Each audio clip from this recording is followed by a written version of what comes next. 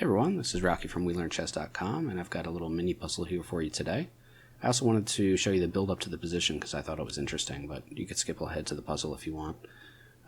So this was a 5-0 Blitz game that I played on ChessCube, but I just uploaded it here to the Chess.com analysis board. I had the black pieces, and my opponent played a Queen's Pawn opening, and we got a Nimzo. And he played this early Bishop D2 move. I don't think this is bad necessarily, it's just... I guess it's just kind of like a slow, passive build-up for white. But the idea is obviously that he breaks the pin and he can recapture there if I ever decide to take like that. So I just castled here. He played e3. Again, this seems like it's totally solid, but it seems a little slow because he's playing a couple moves here like bishop d2 and e3. That seems strange because later he's going to play queen c2, as I'll show you here.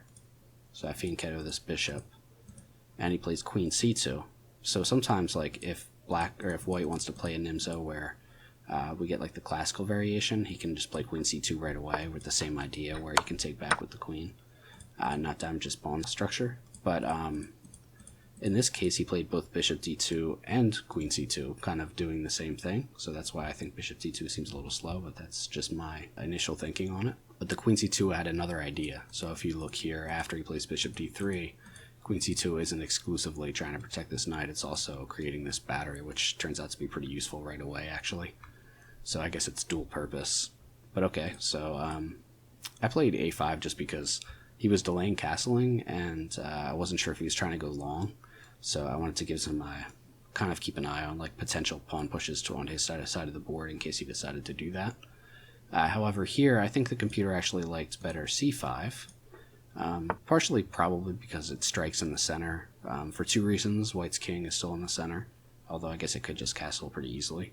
And also just trying to challenge the center is a theme in the Nimzo, like for black. So like these hyper-modern openings, I don't play too many of them, where you don't take the center right away, but you try to attack the center with your pieces. If you're not careful and you don't attack the center in a timely and correct fashion, then you just end up with like no space. You can't move your pieces around, and your opponent usually just gets some attack on you, so you have to do something about that. So my thought is that probably that's what c5 is meant to do. But I played a5 for a couple reasons. One was to sort of like give him something to think about on the queen side in case he was thinking about castling long. And also it leaves this diagonal open for the bishop retreat, which I've seen like Chess Explained do sometimes. By the way, I haven't gotten that Nimzo or Bogo book yet by Chess Explained, but it looks pretty cool, so have to do that at some point. Opening books can be kind of long and hard to go through. I'm pretty bad at sticking with them, but like just as a thank you for his great channel, I should probably get that because I've seen like thousands of videos on his channel. So okay, so all right, so then he plays e4, which I thought this is interesting. Again, this seems really slow because he played bishop d2, which I talked about how maybe there was at least some overlap between these two moves, and then he played e3 and then e4. So it seems like, you know, I'm already castled, I've started my development, and I should be able to break in the center, and that's what I should have looked to do. Like, I should have thought about that better on this next move, because my next move is actually a bad move. D6 just allows him to keep going with the e-pawn, and I should have thought, like, why did this guy play e3 and then e4 here? You know, like, I know it takes some central space, but like, why now? So obviously I think the idea was to play e5, and I should have immediately addressed that, because if not, the game is going to take a really bad turn for black. And it seems almost unfair, like, given how white has done this slow development, but he does have his pieces out, even if they're sort of seem a little passive, but they really can open up quickly if black's not careful.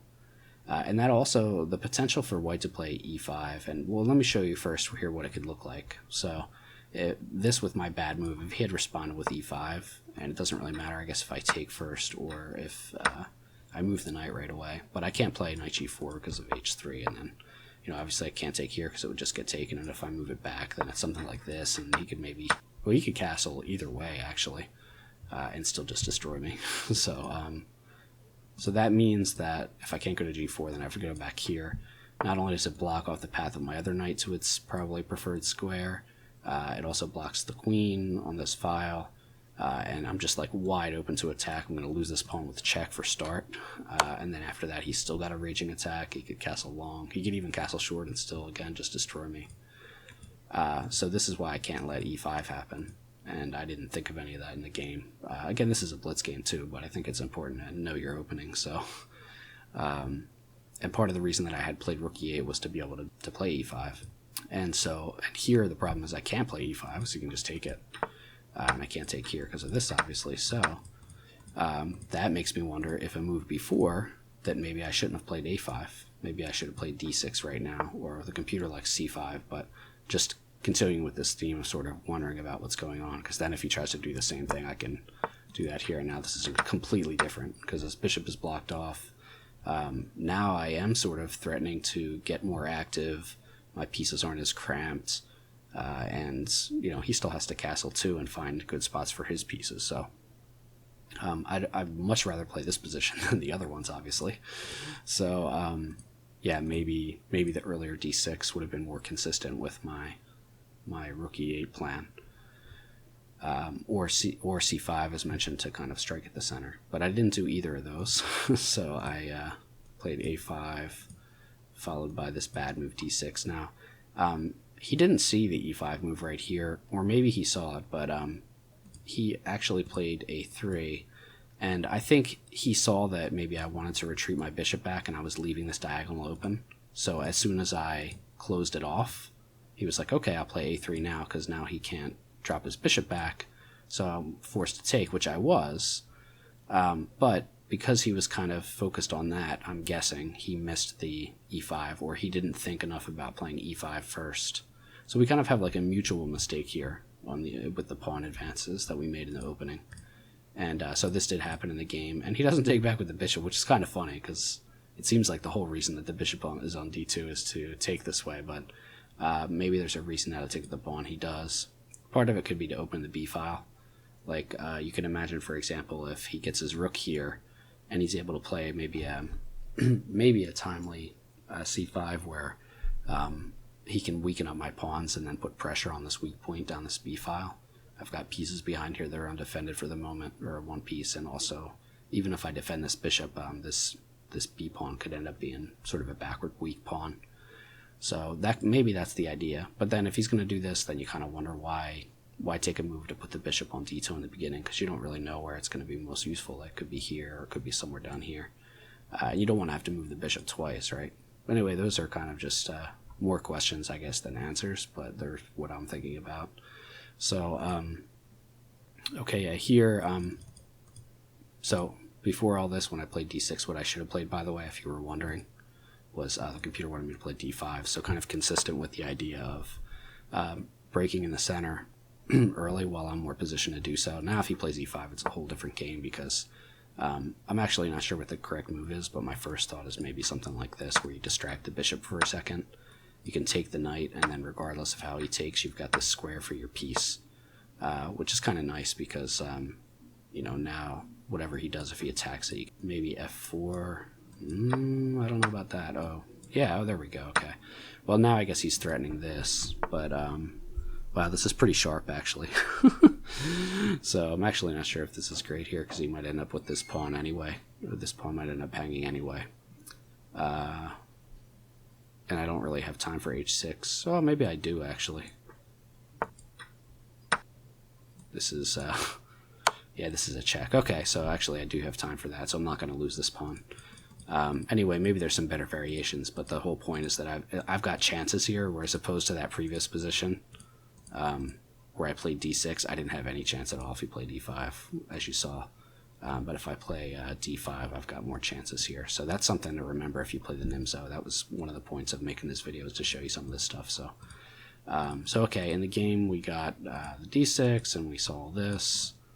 Oops. Okay. And I was able to play e5 here just to kind of stop that threat. So now if he takes, it doesn't really matter. Okay, so we're coming up to the puzzle here finally. And he didn't take here, obviously. He castled, and this actually loses material for white, as amazing as it might seem. because it seems like he's decently developed, and actually I still have to complete my development, which is kind of funny because white made all those moves, but I guess I made some pawn moves too. But if you wanted to pause the video and see what the best move is here for black and what wins material, then you can put your video on pause. Okay, so one of the mistakes that I made here was to not look at my candidate moves, playing too fast as usual, and I just played knight b to d7, which is a logical move, because if, for example, he plays something like t5, then I can just plop this knight on this great square. It also, just add some protection to c5 square in case he tries to like push and liquidate his pawn weakness or something. Okay, but anyway, it's not the best move, and so one of the mistakes was that I didn't look at candidate moves, and your candidate moves are checks, captures, and threats. So there's not really any checks in the position, and it's hard to see how black can really create legitimate threats. Even indirectly seems a little like a long shot. So we're probably looking at captures here. And there's 3 possible captures, obviously. A couple here on e4, and then the pawn capture on d4. And yeah, I didn't really consider... Of course, we can't consider the captures on e4, because not only do I lose a piece, but then like probably my rook is getting attacked in the corner, and there's no compensation for me. It's not like I'm getting an attack out of giving up the piece. If anything, I'm even worse positionally, in addition to losing the piece, so that doesn't make any sense. And the reason I didn't even look at this capture, and that was my mistake here, I think, was just to be blind, is because one of the whole reasons that black plays this Nimzo opening the way that he does is to try to double white c-pawns. So this is a weakness that you can saddle white with, and if you can sort of weather the attack and not get destroyed in the middle game, a lot of times you can try to attack this weak pawn, especially the c3 pawn, or especially the c4 pawn, later in the game. Well, actually, both of these pawns, because sometimes you'll get a knight over here to a4, attacking this pawn, and sometimes you'll get your bishop over here.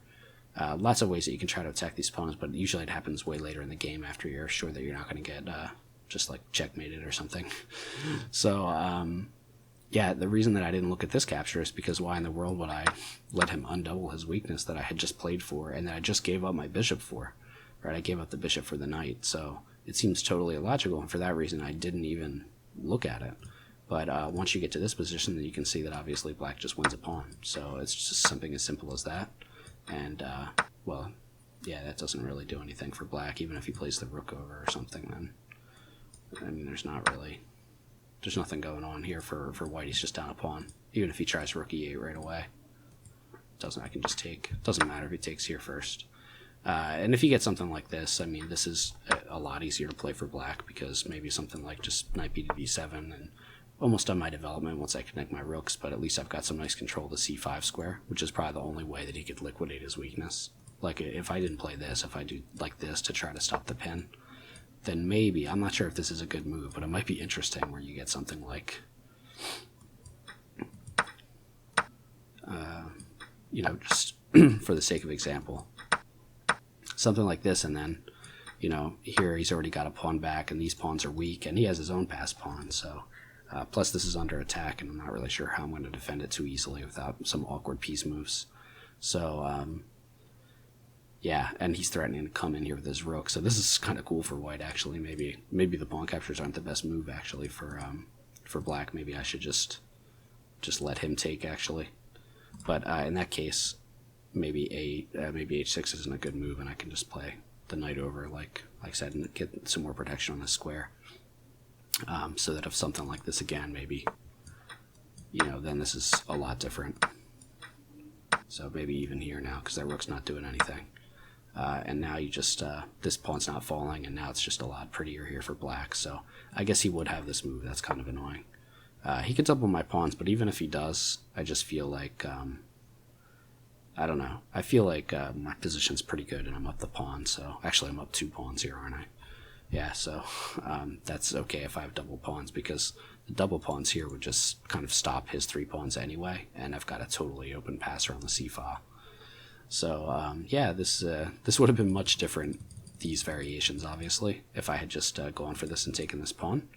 But I didn't see that because I was blind to this idea, so the lesson here for me, I think, was, in addition to the other opening lessons, was just to reevaluate the position on every move, and not discard something just because it seems like it goes against a previous idea.